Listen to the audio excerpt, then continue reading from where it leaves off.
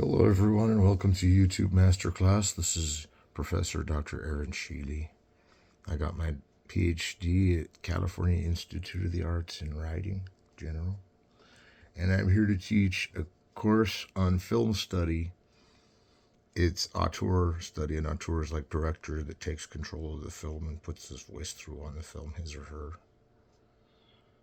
Auteur, Tarantino, and of course, we're here to teach for USC, Harvard, and Calarts.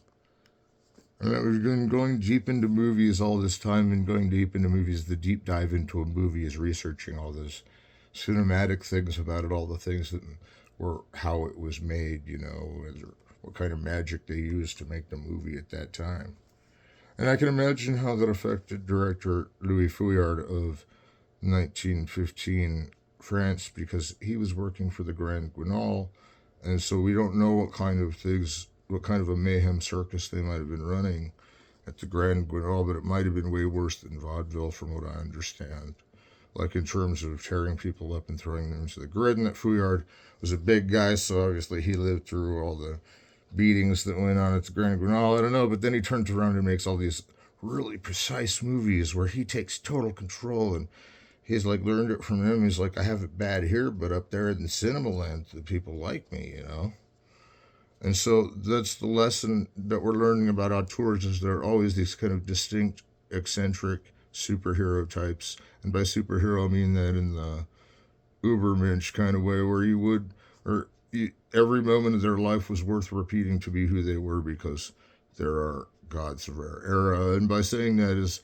that all novelty falls upon the makers, and that is who we attribute to and who we thank for these classes. Today is actually class number 7 in the Tarantino class, and I know last time I said it was like proudly stated that it was like the 4th class of the semester. This is number 7, so we're already past number 6, and that means that next week will be the midterm, which there is no midterm. There will be a final with Coursera. I just had to explain that. We can opt out of the midterm, and I don't think we quite want to write a paper yet for the midterm. Maybe in an we'll discuss that down the road, but for now we're just having a final, and that final paper resides on your grade, and most of them will be A's, because if you're taking the class, it shouldn't be difficult to launch a thesis about surrounding how you feel about Tarantino and his relation to other directors, which is somewhere where the cards will fall in the final. And I don't think anyone that pays for the class, the Coursera, or gets it paid for by Golden Key, which I can help you get scholarships through, etc. So we looked at Kill Bill last time, and it was number 6 last time. I just don't want to get you confused, because I just found out this was the 7th class. And we're like, wow, we got a long ways to go still. So we're looking at the 4th film, the 4th and 5th, theoretically, and it's Kill Bill. And we see that the samurai standard is also with the Yakuza standard, and we see these two standards kind of merged in this character Ubermensch of a woman, the Uberfemme, And that she's a femme fatale in one sense is already embedded in her character, that is kind of like this 60s modesty blaze type.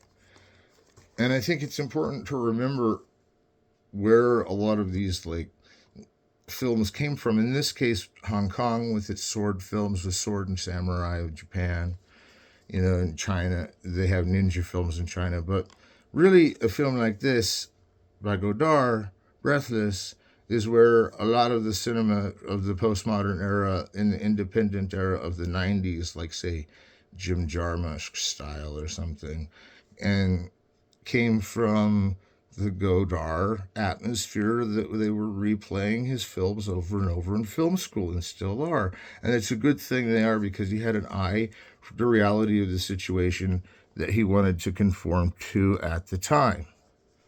So, and one last warning, class. I just found out I'm going to have to teach this class in 2 halves, so we'll come back to the second half as soon as we can get to it. But this is how exciting this thrill of the seat by your seat of your pants is, just kind of so much fun, because no one gets tense about it. They don't think, well, we're in a situation that reminds us of the movie that we just watched. Like Breathless, for instance, is what I am just talking about it.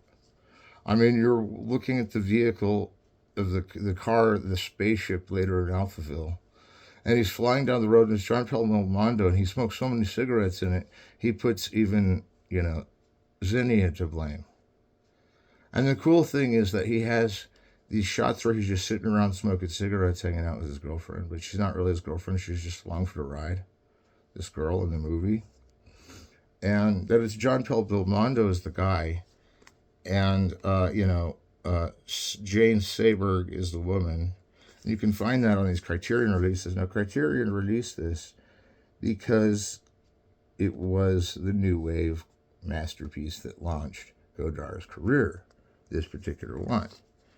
And by the time he got into Weekend or Pierre Defoe, The Philosophy of 68 came out with Foucault and Lacan and Derrida. And they were complaining that there wasn't enough equality in the local schools in France as where these films came from in France, and that they were modeled after American films is very important, but that the jump cut was kind of a new measure in Breathless that happens a lot, where it's a different space but the same time, because the object that's moving already looks like it moved during the jump cut. And that's why it's called a jump cut, because you jump in between it. It looks like you're flying around. No, it's not really, but nobody tries that anymore. But to be precise, Godard was right on the money with these films of the French New Wave, from Breathless to Weekend. And I have Weekend over there, my stacks of zillions of movies, and it's like, I'll never forget that one because it's the wildest movie. Like, first, they set off on a weekend cruise, and by the time they even get to the traffic jam, they've already almost lost their life, gotten their butts kicked, got thrown in jail. I mean, they've had all the Easy Rider opportunities to go on a weekend outing in France. And they go around these cars for about 40 minutes into the film. They go around these cars for like 7, 8, 9 minutes of the film. And it's just all these cars that have come to a stop, and they're facing different ways, and just desolate into the world, burning them all down, into the world stuff. And I can appreciate Godard's vision, because at the end he totally gets even more climactic by having these like cannibals that are Marxists capture the couple that are off weekend. They were going to be like the barracudas, and they ended up being the sushi, is what they say in the film. And I won't remind you too much that film ends with the eventual, well, we won't even say it, but like, it's so horrible that like you just expect it from Godard. Any other director would have been banned from his career forever for having that ending. I mean, look at what happened to Pasolini. I mean, he ended Solo that way, and Weekend isn't as bad as Solo, though, so I'll let Godard off the hook a little bit, but it was still pretty raunchy. I mean, for even like a Buñuel ending, raunchy. And I love those directors. I think those directors are who we really love, and I think that it's the reason he captured reality like Truffaut with black and white and color so well, and looked at those colors that he could use, and looked at how he could make the black and white geometrical, was one of Godard's specialties. He had cinematographer Cotar, Raoul Cotar, working for him, and like on Contempt, for instance, the cinematography is magical. I mean, it floats along with the passage of the actress, and it's just one of those chief measures you take in a film. And not that it happened on accident, we should use it, but that we could recreate the version that wasn't on accident in a better way than the accident that happened. That's how you know it's never accidental. Is because if something was trial and error, it wasn't necessarily trial and error. Someone had done it before, and there was precedent. Because there's precedent in the universe giving us our natural skills. I think the natural skills we have as directors, like Godard and Truffaut, take pictures of the natural world and what they see around them, and how beautiful it is, and how good the universe looks to them. And I can appreciate that. And that's where the wisdom of the kind of things like put the story out of sequence, but all in chapters, or like in Alphaville, put it all in chapters, but you have to guess that it's cars taking place for spaceships, like coconuts do for horses in Monty Python and the Holy Grail. I mean, you just have to imagine that they're in a futuristic land, and in Alphaville, how can you not? With the computer talking at you the whole time. And so I bring up Godard amidst this Tarantino class only to tell you that Tarantino is really the one true band apart Godardian that really made it and still makes it today, because Project Godard got really tricky around the weekend phase for everybody, but not for Tarantino. Apparently he was at the weekend phase at the beginning of his career. Tarantino was already leading in this kind of anarchistic cinema that stood up to the powers that be, so that natural reality could be produced even in its underworld environment, which these are all very much gangster films as well. Breathless and Pierre Le Fou. And I think we've got to hear and understand that the out of sequence, everything goes back to Godard, stance that Tarantino's had so long, that he has always driven his films for the chapter swooped up into one narrative. Now, what's interesting is that he edits his films so that they're out of sequence and that you'd have to pull clips from all over the shooting, usually anyway, means that it's extra hard to get it out of sequence when you're piecing it back together. That he's able to do that is really a mental jump above where other directors had that kind of cross-cutting through time momentarily. I mean, we can see that kind of go on in Magnolia by P.T. Anderson, and I'm a Magnolia fan, right? So, I'm not bagging on that movie. So we've got Kill Bill, Volume 1 and 2. May the Ringmaster live on forever. My favorite part of Kill Bill 1 is when all the ninjas get their ass kicked by the Uma Thurman character. My favorite part of part 2 is when she gives Bill the 5-finger death punch and he falls over after taking 3 steps or whatever. It's classic, man. So I wonder if sometimes with Godard, when he's using rough footage and rough narrative like in an Andy Warhol way, if that isn't the reason, some of the main reason that exploitation films coming from even the weekend sort of thing could be like the Grindhouse type thing, where they're trying to be a torn apart film canister that's going to waste and only we can save it by watching it, and it's the last time it'll ever be played, and it's the only time you can see this film the way it is now, and we've still got to edit it, but here, come and see the film. And you're like, okay, well, that reminds me of the way that they left blistering in the films of Godard that were like leading up to the exploitation, and then independent films kind of stemmed from that, from the exploitation movement, because those were kind of films that were surfaced on their own by their own, petitioner of economics and loyalty. They had their own cast and crew that went with them, and nobody could break that up. And I mean, that's kind of the auteur power of the 90s to today, is that the auteurs have full control of everything. It's kind of like the top 40 directors at the AFI and the top 40 producers at the Directors Guild and Producers Guild and directors at the Directors Guild, And then you get down to size, and you're like, you lose 100 times that size, you're down to like we're helping those guys out, but those guys are in control. I mean, they'll tell us if we went too far. They'll tell us they're not even the top police. It's just academia in and of themselves, and other mediums like Hollywood. If you got to stay in line and you got to do your thing, and if you luck out, you might have a chance. And that's not the point, because the point is the one that does luck out and have the chance is then buried in happiness and desire and fate and meaning come true. But in these films by Godard and Truffaut, which are not exactly opposed to the metteur en scène or the craftsman style, but the mise en scène of a French film is buried in montages.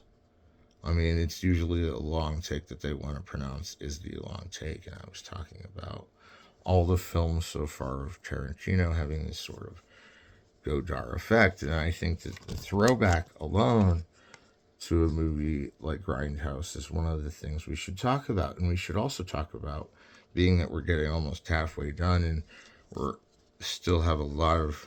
It looks like even over there, there's some movies we have to go through. It looks like there's still quite a few movies we have to go through. So not today, but we'll get there, you know.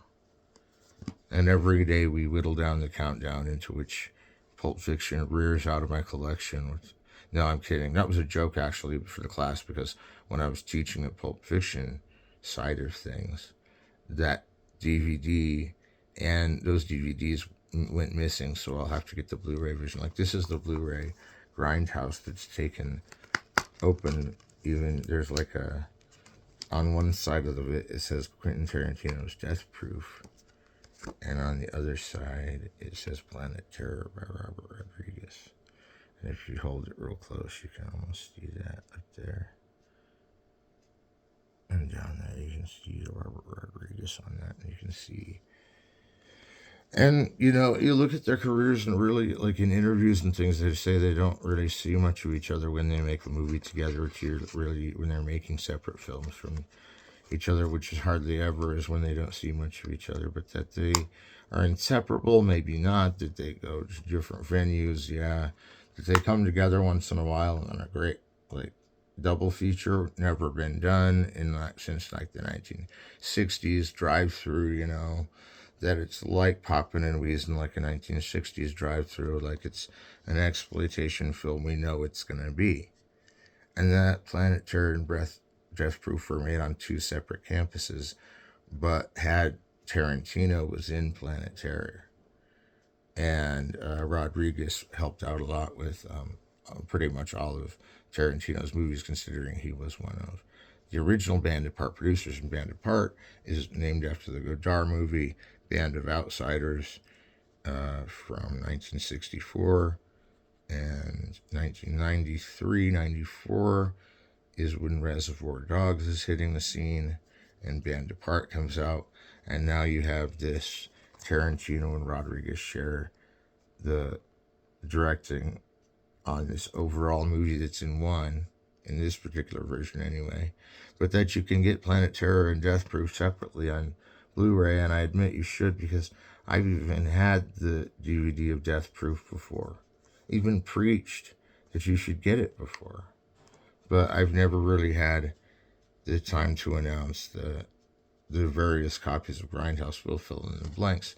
Now, I'm not commenting on anything in Grindhouse that would make us all question the meaning of existence, but it seems to be that some of it's done with a sense of humor and with a grain of salt, although some of it is completely in your face. What would happen if it happened?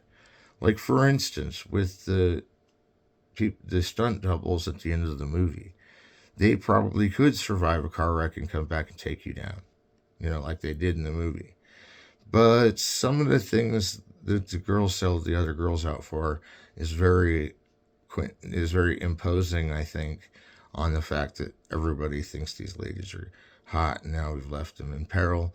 But there's something about that sequence, about leaving them in peril, that like maybe they're in less peril than if they go on this ride and meet this Death Proof guy and he smashes them out, and it just confuses you from both sides which scene that's in. Because the whole movie, not really so much out of sequence, but that given that the context is a cliffhanger at that point that never gets resolved, is the reason everybody's upset with that part. Because they're like, well, that was the one thing that the film never tied back in, was if that cannibal dude ever ate that nice lady that was a stunt double with a heart of steel that would smack you down in 1 second. But I don't know what happened with that. And I think that's funny irony that there's a whole plot that's never really resolved in that, and it's nobody's fault and really doesn't ask to be resolved. It's just that she's left behind, and so you're kind of thinking, wow, these guys will sell out their best friend. I should watch out, you know, if I ever want to go see what a Death Proof car looks like. And now I'm being weird because I'm not trying to sell it. I'm just saying that if I wouldn't know how to operate the thing. I mean, when Kurt Russell, the stuntman of stuntmans, until we get to Once Upon a Time in Hollywood and Brad Pitt's the stuntman. But the stuntman and Kurt Russell's in that one too, and I think Kurt Russell does a great job in Grindhouse in the film we're talking about, which is Death Proof, and it's the Tarantino side, and we will get to the Robert Rodriguez side of Death Proof, maybe not this class, because there's still a few things to talk about, and I'm not really backtracking on anything. I'm just saying that like what I've said about Godard explains the meaning of why it's nostalgic to go back to exploitation in postmodernism. Because it says the reason that we go back to explanation of postmodernism in any context is to explain the forum that the arts and entertainment are being upheld in cultural entertainment, whereas multicultural influences that only on the level that it can be accepted as cultural entertainment or art. And it's funny because Godard, in the movie Contempt, Jack Palance says every time I hear the word culture, I reach for my checkbook. And so that's everybody grabbing for the checkbook. But no, the reality is, even as Javier Tellez, who used to quote that line all the time, told me, he was like, the filmmaker's instinct is in the using the camera, but the camera operator is better than him at camera, just not at what we're supposed to be looking at. And I thought, well, he's good at finding what we're supposed to be looking at that you wanted us to. And he's like, that makes more sense, but it's hard to put in context with grammar. We talk about these things, and it's like, now having the big victory that Pulp Fiction had, in the Cannes Film Festival and being accepted as a BFI classic to write about, and it has all these accolades as a film, not just Oscars, but like other reserves in film history, and we could do this kind of a class because a movie like that is so powerful. But my favorite of all favorites is Grindhouse, because I didn't really need to understand everything that happened in it. Like, for instance, why did any of those females go with Kurt Russell in his car when they knew he said ahead of time he was going to crash it? And if there was some kind of reason about that wasn't expressed, hey, dude, I don't really need to know. All I know is that like it was an ambiguous character. Like, you kind of had respect for him as a human being for being so like John Wayne tuckered out and drunkard out. And then he's getting stoned, he's partying with everybody, he's having a good time, but deep down he just wants to test out his death-proof car and see if it really is death-proof. And that's kind of the lure in there. But like, that's kind of like the tagline of the movie. And these movies are popcorn expressway to the midnight hour at the drive-in, and see a movie like this in like somewhere in LA, like somewhere they projected, like in Once Upon a Time in Hollywood, like with the big drive-in that Brad Pitt's character lives behind.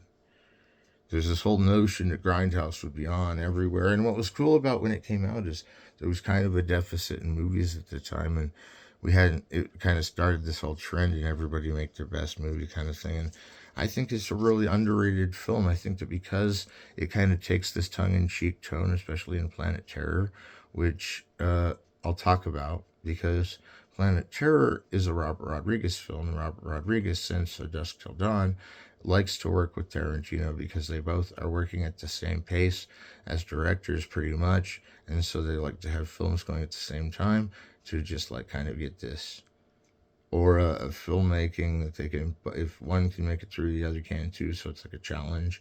And that's why they've been partners so many years, and friends. Like, there's no one that can get in their inner circle with them, that they've seen the world and they've seen the universe, and that they know all and see all is only half the truth of these big directors. And I think that we owe them a lot for the for the movies they've shared with us just so we'd like them, you know, and that's why we like the exploitation genre, is because it's been totally taken apart by critics and made into this like new kind of like everybody can make one that's kind of, you know, got violence and sex, but it's still tongue in cheek.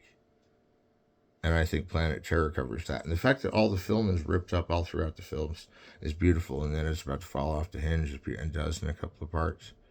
And then in the director's cut of the movies individually, it shows the scenes that were blipped out of the blips in this version that I have, which is the 3 hour and 10 minute version. And I don't know. Sometimes you can find these at the, you know, at warehouses and at retail stores, but a lot of times you find these ordering them off of Amazon is good, you know. If you see me ordering 3 more copies of Pulp Fiction this fall, it'll pay for one of your tests if it gets here sooner. No, I'm kidding.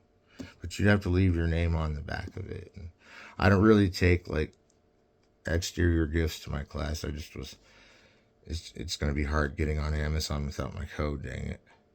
You know, anyway, so the Godard films, in this lightness that I've made it, are very existential and dark.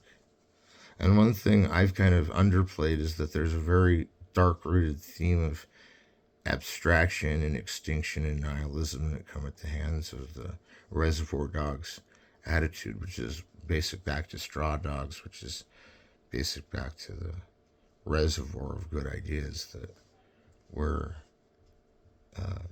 in the new wave, you know, reservoir of Cahiers du Cinema or whatever, and that he's fronting for this kind of anarchist, but which can be somewhat fun and enjoyable to watch, but that his films come over that whole darker notion that's beyond dark that says, if it's all meaningless, could we speed up the process of the nothingness and meaninglessness? And I think that that's kind of a sad way to look at it, but that they're laughing and ironizing all the time is so eventful that our eyes get very sold into what we see, even though it's all going to this place of nothingness that come the end of the film. And Once Upon a Time in Hollywood illustrates the whole fall of the Hollywood structure. Now I'm going to break this up into 2 parts, and I should be right back. I just have to see if I can get the rest of these minutes fired up, and we'll be right back at it. So there's a part 2 to this lecture. It's only about 20 minutes long, a little over 20 minutes long. So please meet me at part 2. All right, thanks. Like, side 1 has ended. No, I'm kidding. Hang on. We'll be back in the next clip.